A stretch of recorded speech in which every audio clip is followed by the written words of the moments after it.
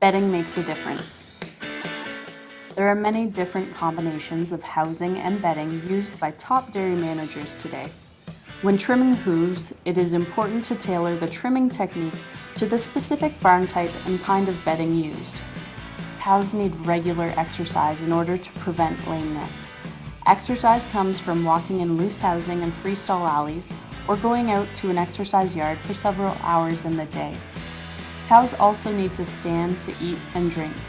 They may be standing on concrete floors, slatted floors, rubber mats, or mattresses. Hooves must be trimmed to accommodate where the cow will stand and walk during the day. After all, you wouldn't wear flip-flops to go hiking up a mountain, and you wouldn't wear high heels to go for a long walk on the beach. Here are some examples of different bedding and how to tailor your trimming technique. Sand bedding. Sand is lovely to lay on, but is abrasive and will wear hooves down quickly. Sand bedding tends to create the greatest wear on the toes and around the outside of the hoof wall near the white line. Sand is also dry and does not stick to the bottom of the hoof or between the claws. For cows on sand bedding, it is important to spend time trimming the sole of the hoof until the toe touches the floor. For compost pack. Compost packs are growing in popularity and provide a comfortable loose housing option. As the bedding material composts, heat is generated. This heat helps to keep the pack dry, however, it also softens horn material in the hooves.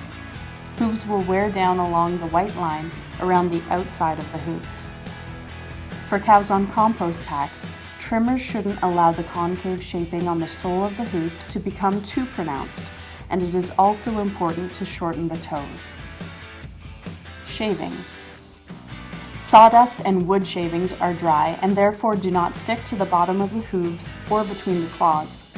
Cows standing and walking on shavings will wear their hooves along the white line and around the outside of the hoof.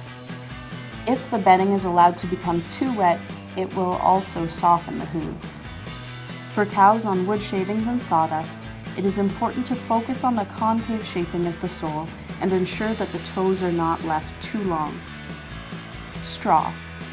Straw is perhaps one of the most commonly used bedding materials in Canada. It composts well and is readily available on many farms. Straw bedding can become damp, and this reduces the hardness of the hoof. Straw will also stick to the bottom of the hooves and between the claws.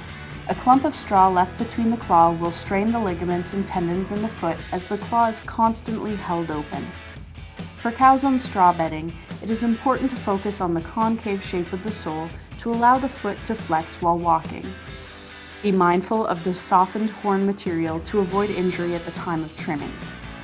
No matter which bedding type is used, always focus on the concave shape of the hoof. This will provide traction on slippery surfaces and help the cow to achieve proper weight distribution.